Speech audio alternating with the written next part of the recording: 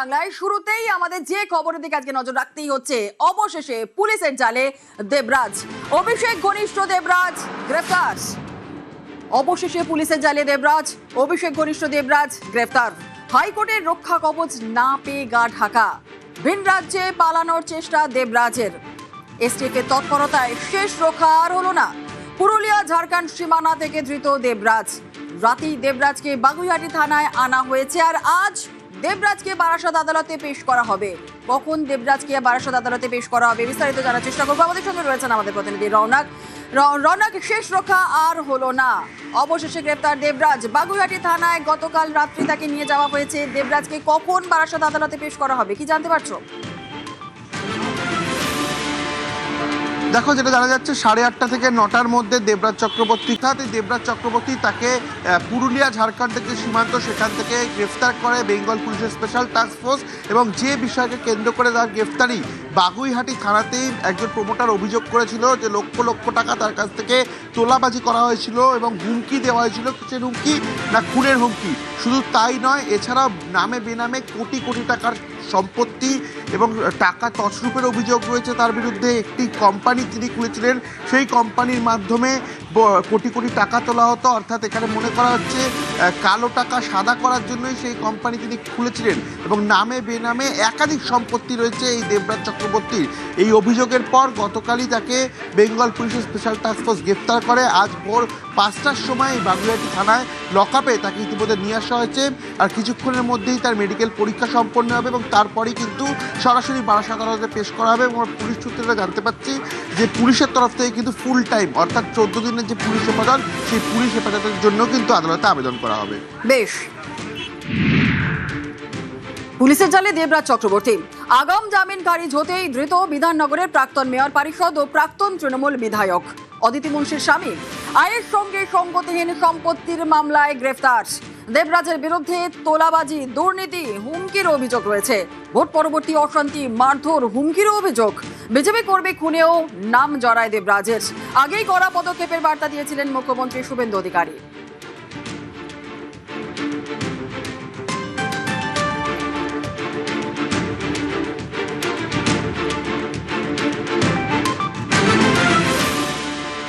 তরুণ আইনজীবী প্রতিবাদী, যাকে আপনারা 27,000-এরও বেশি ভোটে জিতিয়ে একটা ডাকাতকে হারিয়ে দিয়েছেন।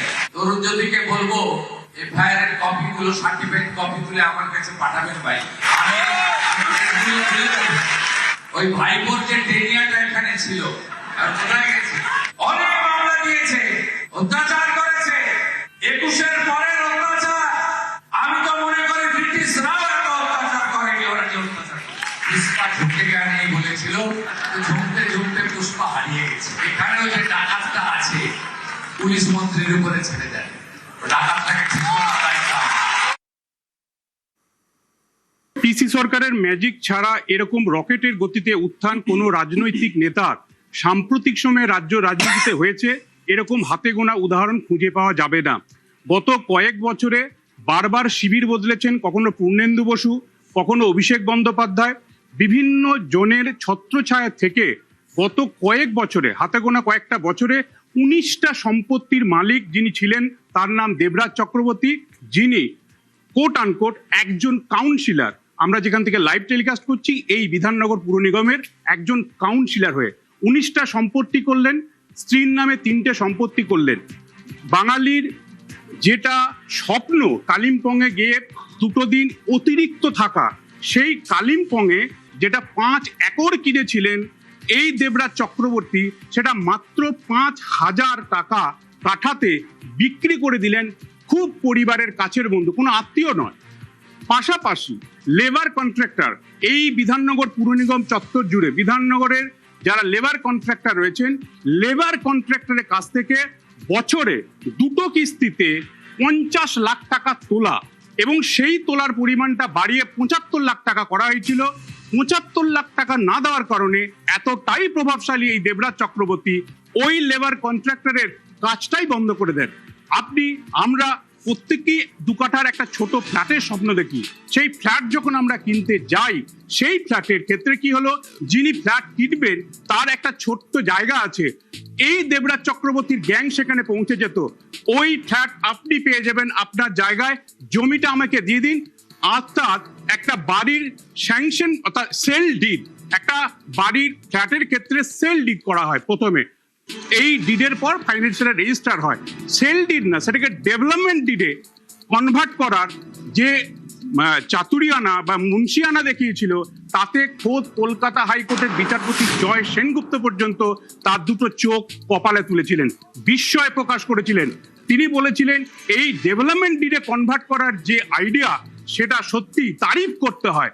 এবং তার ফলশ্রুতি কি হয়েছিল, 309 বিএনএস এ 309 সাবসেকশন 4 এই ধারাতে নতুন করে তোলাবাজির অভিযোগ এসেছিল। পুলিশ যখন তদন্ত করছিল তা উঠে আসে, তাতে দেখা যাচ্ছে যে ফ্ল্যাটে বা জায়গাটার দাম 59 লাখ টাকা, সেটা মাত্র কোন এক জাদু বলে, দেবরাজ নামক জাদু বলে, সেটা মাত্র 15 লাখ টাকায় নিজের নামে করে নিচ্ছে এই দেবরাজ চক্রবর্তী। যেটার দাম 62 লাখ টাকা, সেটা তিনি 19 লাখ টাকায় কিনছেন। এগুলো আমাদের বক্তব্য না, এটা বিধাননগর পুলিশের যে তদন্ত হয়েছে, সেখানে একাধিক ব্যক্তি যা বয়ান দিয়েছেন, যা স্টেটমেন্ট দিয়েছেন, সেই স্টেটমেন্টগুলি অতিরিক্ত অ্যাডভোকেট জেনারেলের পেশ করা আদালতের সওয়াল। সেটাই আমরা বলছি, মানুষ, রাজ্যের মানুষ দেখছেন।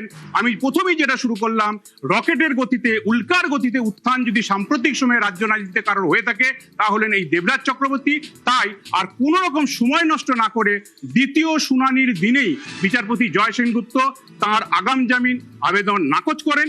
এবং দ্বিতীয় এই যে শুনানি নাকচ হয়, সেখানে শুধুমাত্র সম্পত্তি নয়, 100 কোটি টাকা সম্পত্তি নয়, 60 বা 80 লাখ টাকার গাড়ি কেনা নয়, সেদিন কিন্তু তোলাবাজির নতুন একটা বিষয় আদালতের সামনে এসেছিল। সব দিক বিবেচনা করে, ছোট্ট শিশু সন্তানের কথা মাথায় রেখে, অদিতি মুন্সি প্রাক্তন বিধায়িকা রাজারহাট গোপালপুরের, তাকে আগাম জামিনের কিছু শর্ত দিয়ে মঞ্জুর করেছিল, কিন্তু দেবরাজ চক্রবর্তীর শটান তার আগাম জামিন খারিজ হয়েছিল।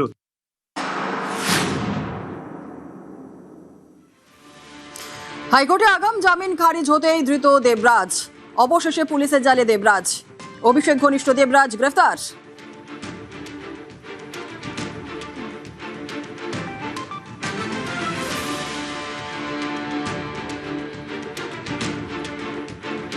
আমার দুঃখ হয়, মা বাবারা নাম রেখেছিল দেবরাজ, এ তো দেখছি রাবণ রাজ। চারিদিকে চুরি, দুর্নীতি। আমার মনে হয় যে এই চুরি দুর্নীতি থেকে এদের যেন তাড়াতাড়ি বেলফেল না পেয়ে বেরিয়ে যায়, ওইটাই আমার ভয়। অনুসন্ধানকারী সংস্থাকে বাহবা এবং সাবাসী জানাই, এবং আমাদের এই নাগরিক বৃন্দ যারা আছে, পশ্চিমবঙ্গের নাগরিকদের, যে দুর্নীতি মুক্ত বাংলা পেতে চলেছে মাননীয় মুখ্যমন্ত্রী শ্রী শুভেন্দু অধিকারীর নেতৃত্বে। এদের চুরি চামারি এখন রহস্য রোমাঞ্চ সিরিজের মতো হয়ে গেছে, যেখানেই হাত দেবেন তৃণমূলের সেখানেই গন্ধ বেরোচ্ছে। দুঃখজনক পরিস্থিতি। দেবরাজ চক্রবর্তী ঠিক কাজ করেছেন না ভুল কাজ করেছেন, যারা গ্রেফতার করেছেন সেই গ্রেফতারি বৈধ না অবৈধ, এ ব্যাপারে, কেসের মেরিটের ব্যাপারে আমি কোনো অবস্থায় কাউকে ডিফেন্ড করছি না। এজেন্সি অ্যারেস্ট করেছে, এজেন্সি যদি কোর্টে সেটা দেখিয়ে দেয়, এবং যে অ্যাকিউজড ব্যক্তি তিনি বা তার লয়ার যদি তাকে ডিফেন্ড করতে না পারেন, তাহলে অভিযোগটা সত্যি ধরতে হবে।